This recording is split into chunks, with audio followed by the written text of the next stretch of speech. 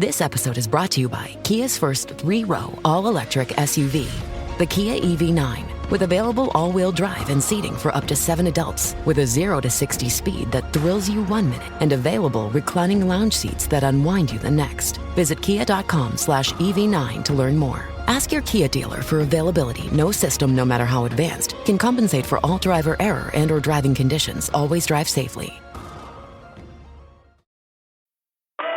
It's time to say goodbye to hold music and say hello to fast customer support with Service Cloud. With trusted AI and data working together, you can skip long wait times and deliver efficient, personalized service right away, all while keeping support costs low and more customers happy. Reimagine your customer support with the #1 AI CRM for service. Learn what's possible at salesforce.com/products/service. Level up your listening with Bose Quiet Comfort Ultra earbuds and headphones. With immersive sound and world-class noise cancellation for a not-so-silent night. Visit Bose.com/Spotify to shop sound that's more than a present. This episode is brought to you by Carnegie Mellon's Tepper School of Business. Want to advance your career or switch fields? An MBA from Carnegie Mellon's Tepper School of Business can help. Earn your degree from a top-ranked business school with a thought-provoking curriculum, one-on-one leadership coaching, support from experienced career counselors, and full-time, online hybrid, and accelerated MBA formats. Join the intelligent future. Visit cmu.edu/Tepper to learn more. 'Tis the season to shine with H&M. Discover the holiday collection and find fashionable pieces for your wardrobe or for under the tree. Get inspired and dazzle with this year's glam. From tuxedo styles, bow detailed pieces, impressive prints, and more. From unforgettable looks to unforgettable gifts. With fashion finds to home decor, find it all at H&M. Treat your loved ones and yourself this season. Shop in-store or at hm.com.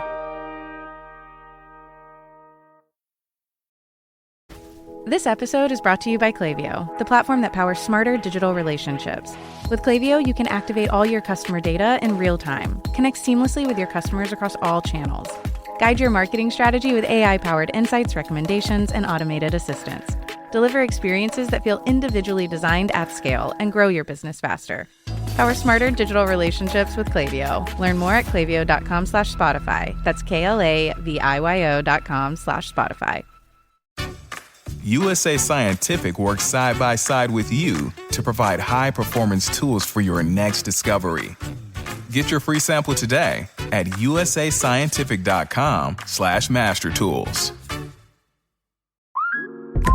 Between the kids being home and hosting, everything in our house gets used up in summer. With Instacart, I can save money by stocking up on all my favorite summer brands. I save time by getting everything delivered in as fast as an hour. And I save myself a sink full of dirty dishes by stocking up on paper plates for the annual summer cookout. Save more on summer essentials? Spend more time enjoying summer. Add summer to cart. Download the app to get free delivery on your first 3 orders. Offer valid for a limited time. Minimum $10 per order. Additional terms apply.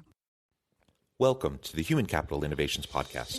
We're your source for personal, professional, and organizational growth and development, where we share original research, explore industry trends, and interview executives and thought leaders from across the globe. We hope you join us often for practitioner-oriented content around all things related to leadership, HR, talent management, organizational development, and change management.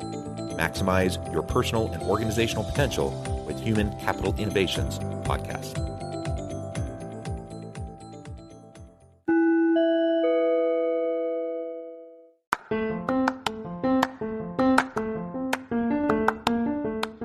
If you enjoy the Human Capital Innovations Podcast, enjoy ad-free listening by going to the Patreon page, and please consider contributing even at the producer or sponsorship level. And please leave a review. Thank you for your support.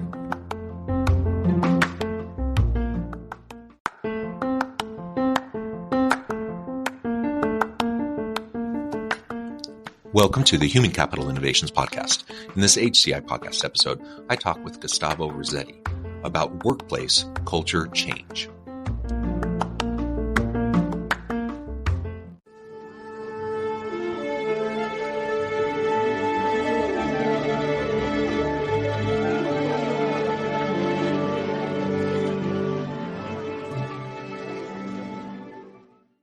Gustavo Razzetti, welcome to the Human Capital Innovations Podcast. Hi, John. I'm happy to be here. Very excited about our conversation. Yeah, it's a pleasure to be with you today. You're joining us from Chicago. I'm south of Salt Lake City in Utah. And today we're going to be talking about workplace culture change.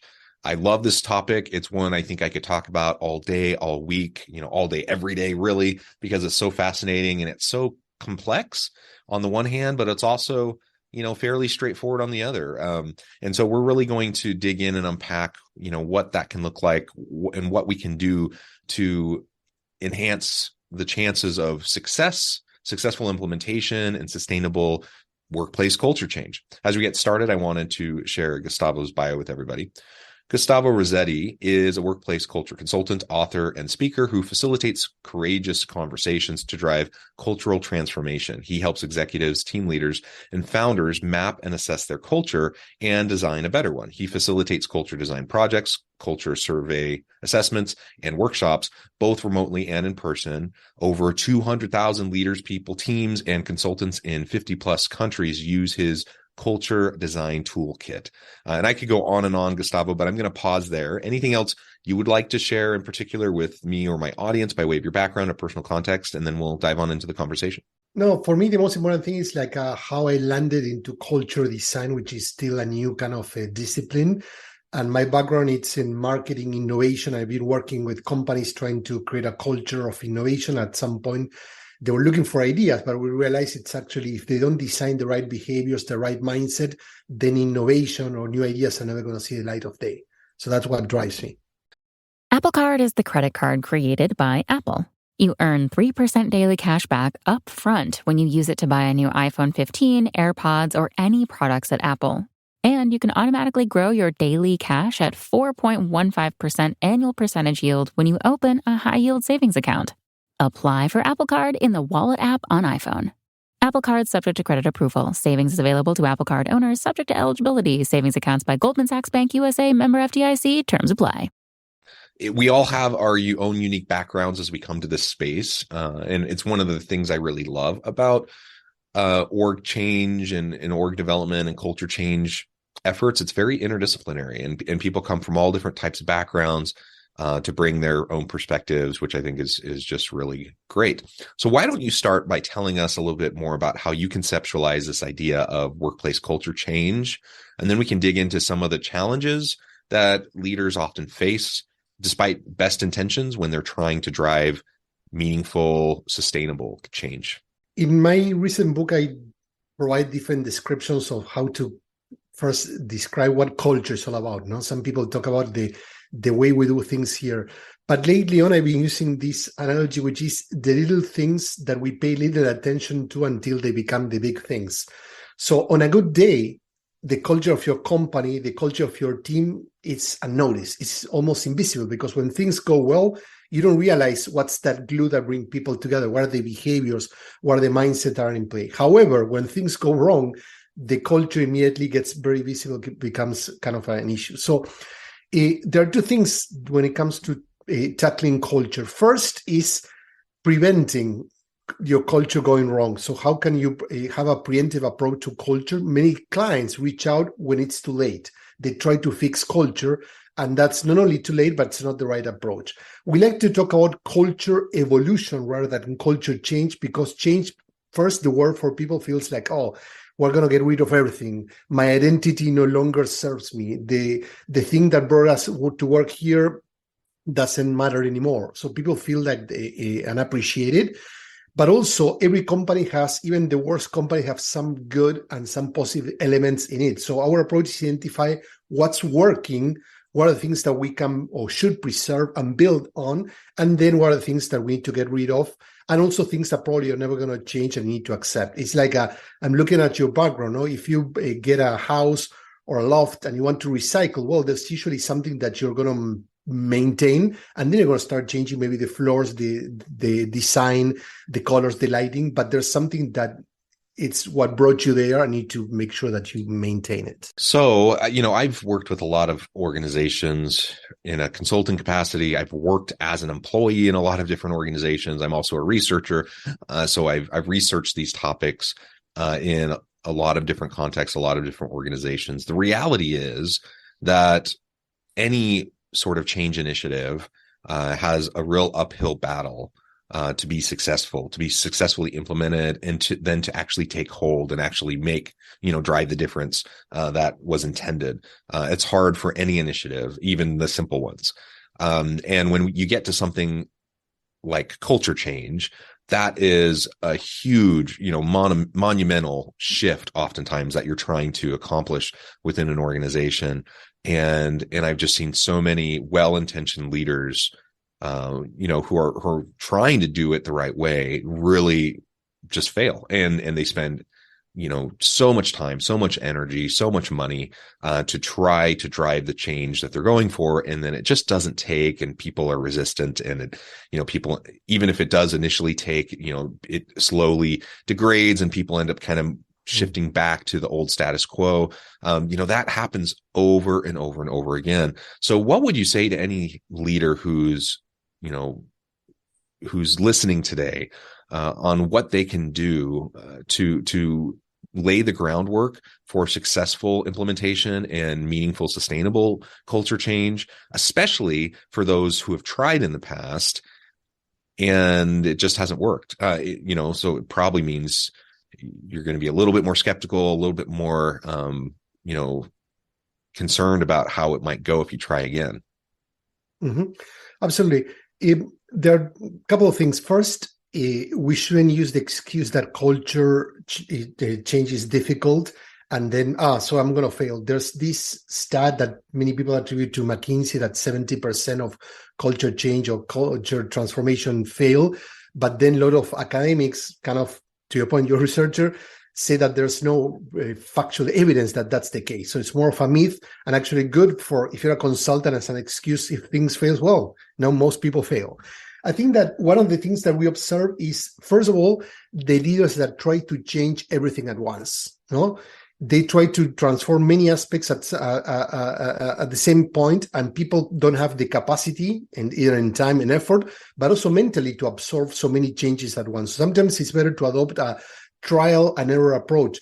Identify what are the quick wins, what are the things that we can start improving to build momentum, so people start seeing change as something positive, but also what are the one or two structural things that we want to tackle. The order of change also is important. We see leaders that focus too much on, hey, we're going to change our company purpose, we're going to change our company values, but then the company is suffering from low psychological safety. So if people are afraid of speaking up, if people are afraid of bringing their full self to work or ask questions in the open, well, you need to tackle that before you start talking about lofty mission statements, for example. And lastly, there's something very critical, which is a culture. It's a co-creation. Yeah, leaders shape and define the larger vision, but in the end, the culture is the result of everyone's behavior. The same way that if you're the mayor of a city, you cannot define how people are going to dress, drive, and stuff. You just set certain rules, but then people need to have that autonomy to behave. We encourage leaders to co-create culture with their teams. So to involve in the process. First, you don't need to get buy-in. No, you don't need to sell and impose a culture, because they were part of the conversation. So either understanding where you are, involving them into defining where it has to be. Of course, in the end, leaders have the last word. But when you involve people in a co-creation process, it's not an uphill battle. It's something that people feel excited to be part of.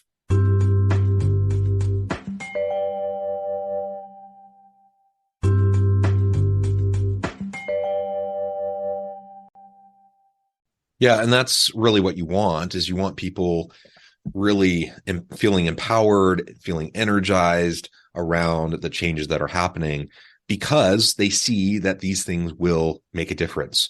So when we talk about culture change in particular, hopefully that means you're going to have a more psychologically safe organization. You're going to have a speak up culture. You're going to have a organization that's more committed to diversity, equity, inclusion, and belonging. You're going to have a place where people can thrive, where they can derive meaning and purpose. Like, those are the types of things that people get excited about, that they get energized about, and that they're willing to put effort behind.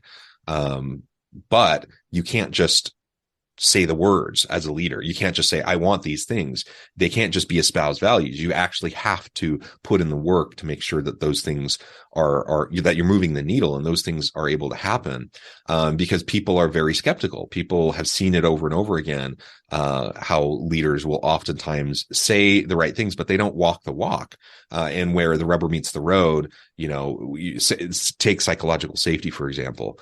Most leaders are going to say, yeah, that's important. I want people to feel like they can challenge me and push back and provide feedback. And, that's how we get our best ideas. Most leaders will say something like that, but most leaders don't actually engage with people in a way that can foster psychological safety. And so you have to be able to do both. And as you start to do that, people do get excited because that's the place where people want to work in those types of environments. That's the kind of place where people want to work. And so that gets people excited. The other thing that you said that I think is really, really important is if we can shift our mindset around culture change or any sort of change, I suppose, within organizations, from kind of a one-off intervention activity, something that's happening in this moment. And, a year from now, we'll be done with change. That's not the world we live in. Like, change is constant. And so if we can if we can create a culture and a dynamic of continual learning, continual growth and development, where people can lean into and embrace agility and continual change, and that happens through the iterative process, like people just recognize, well, we don't have to get it perfect this time. We're going to iterate. We're going to try. We're going to learn. We're going to do new things. That does a couple things. One, it lowers the stakes, right? So it doesn't, when we look at like this huge multi-million-dollar change initiative that we're putting all our effort into, it's kind of an all or nothing. Like it either works or it doesn't work. You're betting all the money on one number. Exactly. Yeah. But that increases the stakes, that makes, that makes leaders nervous, that makes employees nervous. When you can lower the stakes, people feel like they can experiment, they can try things, they can share what they're doing, what they're learning, even if that means they quote unquote failed and it didn't work. That's the environment that will lead to perpetual learning and agility and the ability to adopt a learning and change culture. And in the modern world of work, I think that's what we need. We need that much more than we need the ability to do, kind of a structured change initiative, as may have been, the typical kind of approach in previous decades. Absolutely. And I think that there's two things there. First, you talk about the connecting what's in it for me. I think that leaders, even if, to your point, sometimes with a good intention, they fail to explain why are we changing, what's driving this change, but most importantly, how it's going to help people. Because in the end, culture is not about making people feel good. Culture is a driver of great work. So when you have a good culture, people are going to be excited, to your point. They're going to be happy to be there, and they're going to do their best work. And that's what the most important value of culture is. The second element you tap into, it's words versus behavior. So the role of the leader is not only to define this is the culture we want, but they need to demonstrate it with their own behavior. So people are they're skeptical. They're going to push back. They're going to see if the leader really means what they're saying or not. And so your behavior is critical. And only then, when you start modeling the right behaviors, you can start demanding what you expect from people. Many leaders put hey, I want my people to do this, but they don't commit to changing themselves first. Yeah. And you do need to start with yourself so you can model the types of behaviors, the types of attitudes that you want to see in the rest of your people. And that doesn't mean that you need to be perfect. I think this is another sticking point for a lot of people. They think, well, I want to model a healthy workplace culture for my team, but I don't really know what I'm doing. I'm just doing the best I can. And I spend most of my time running around with like a chicken with my head cut off, putting out fires.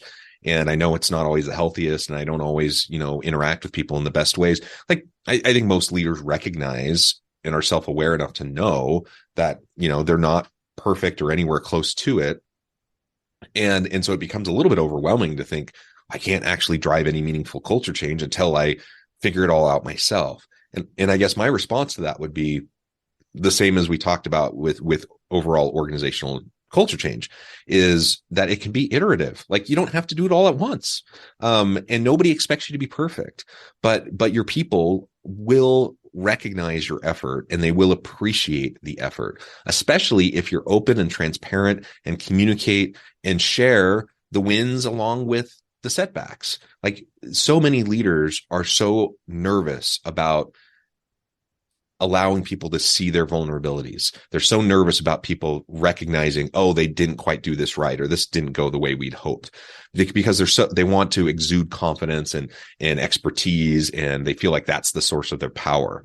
I don't think in the modern world of work that is the source of a leader's power. The source of a leader's influence and power comes from their ability to empower their team, and that only happens as we develop relationships of mutual accountability and trust with our people. And that will only happen as we're appropriately vulnerable and open with our people. And even, apologizing when necessary. If you do something and it doesn't work out the way you'd hoped, that's okay. Nobody expects for you to be perfect. Nobody expects for you to get it right all the time, but acknowledge it and say, oh, that didn't quite work the way we'd hoped. It's part of the iterative process. And then you learn together, you grow together. And when you have setbacks and you can openly acknowledge it without trying to pretend like nothing went wrong, or trying to, pass blame or throw someone else under the bus so you seem to maintain your credibility. If we can get past that as a leader, that is a really important modeling in and of itself, because now your team realizes, oh, I trust my leader more because they're being real, they're being honest and vulnerable. They're not perfect. Nobody expects them to be perfect. I'm not perfect. So I'm going to try things. It may work, it may not. As long as I'm accountable and as long as I'm open about it, and try to learn from it, then I'm good. And when you create that kind of an environment where people feel safe to try things, then you go through that iterative learning and you can accomplish so much more in even a relatively short time than you ever would, if you're waiting to reach perfection before you start the growth journey. It should be happening all together at the same time. And you just acknowledge when things aren't working out the way you'd hoped.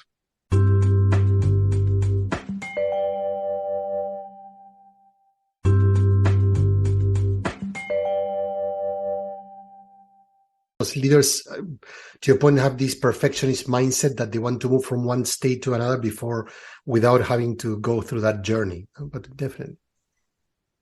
Yeah. So let's spend the rest of our time talking about some practical, tangible things that anyone who's in the audience today can start doing today, this week, to lay the groundwork and the foundation for some sort of upcoming culture shift that they're striving for within their organizations. When you're working with your clients, what are some of those foundational pieces that you start them on, as they're getting going? Absolutely. I'm going to throw it like in any particular order. I was thinking, when you talk about vulnerability, there's an exercise, and I just finished with one executive team earlier this morning, which is they call me out. To your point, when leaders are trying to change, they're not only changing the culture, but they need to change their own behavior. And usually they fail to do that, or they go back to how they used to. For example, a leader that is very harsh in the way he communicates and the tone he uses, etc. So he's inviting the team to, every time I'm being harsh, call me out. So that's a way of, hey, I'm committing to changing my behavior. I'm not going to default back to how I used to play. Call me out. And that's a good way to start on playing that vulnerable space. Another activity that we do, it's what are the priorities that you have? And I'm not talking business priorities, but what's the criteria that you use when push comes to shove? We have companies that say we are customer first, we're people first, we're innovation first, we're everything profit first, stakeholder first. But then when you need to make decisions, what are really the criteria? So we use these even over statements in which you need to define, when push comes to shove, when there's a conflict, what's going to come first, your people or your profit, growth, a perfection, or a speed? And I think that's another exercise that creates a lot of interesting conversations, but also drives clarity, because it helps people have a criteria on how they want to make decisions. So every time someone at the top, medium, or low level need to make a decision, they're going to use those priorities as the guiding kind of a light. The other thing that we do, and you mentioned the culture design canvas, which is a tool that we use, it helps map the culture. So one thing that we do is try to understand what's the real culture today, not the culture that we want, not the culture that the leaders see, right? The real one, how people experience, but also understand the gaps across different levels, across different regions. So before jumping into the design, before jumping into the new phase mode, understand where you are, what's working, what's not working, and how to integrate those gaps. Well, Gustavo, this has been a really great conversation. I think there's much more we could say, but I also note that I'll need to let you go here in a few minutes. As we start to wrap things up, I just wanted to give you a chance to share anything else specifically about your organization, your team, that you feel would be helpful for the audience as they're embarking on their workplace culture change and the shifts that they're desiring to see. And then we'll start to wrap up. Absolutely. What I can tell people is we provide like different options. So the easiest option, go to our website, which is fearlessculture.design. And we have lots of articles and free tools that you can download and start working right away, like from changing smaller behaviors to more structural kind of culture design. The second thing is I recently published a book, Remote Not Distant, that even though it focuses on the hybrid workplace, which is the new reality that many companies are tackling, there are a lot of tools and processes and insights and examples, not only from large companies, but also from unknown companies as well, that can really inspire you on your journey. And lastly, if you're looking for advice, whatever, we also do consulting work. So reach out and see what are your issues and how we can help you. Wonderful. Thank you so much, Gustavo. This has just been a real pleasure. And I really encourage my audience to reach out, get connected, check out the resources, check out what Gustavo and his team can do for you. Culture change is really important. It's the foundation. A good, positive, healthy workplace culture is the foundation of any successful organization. And as you mentioned, most organizations, most leaders will espouse, they'll say things like, we want to be a people-centric, people-first organization, but then they have policies, practices, and procedures that really undermine that intention.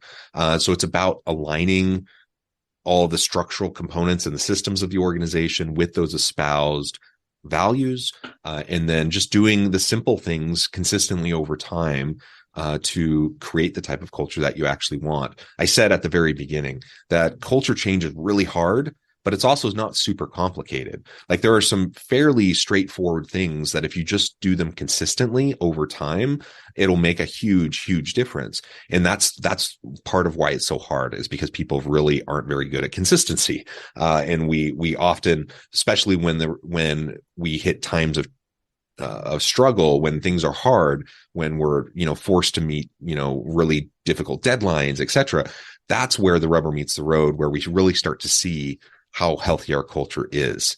Those are the moments where we see truly who people are and how they interact with each other, and that makes it hard to be consistent. And so we just need to really work on it. We're not going to be perfect, but we can try to be a little bit better every day. If we have a goal to just do things 1% better every day, imagine how vastly improved the context of your organizational workplace and your team could be within a few months, within a year. It could be, incredible. You could have such an incredible transformation just by doing simple things consistently over time. So I encourage everyone to think about that, think about what you can do within your teams, reach out to Gustavo and his team. And as always, I hope everyone can stay healthy and safe, that you can find meaning and purpose at work each and every day. And I hope you all have a great week.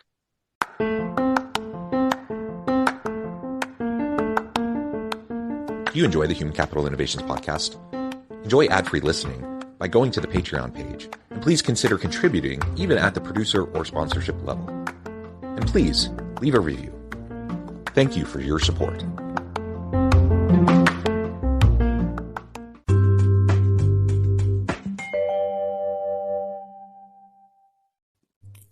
Thanks again for joining us for this episode of the Human Capital Innovations podcast. I hope you stay healthy and safe, and that you have a great week.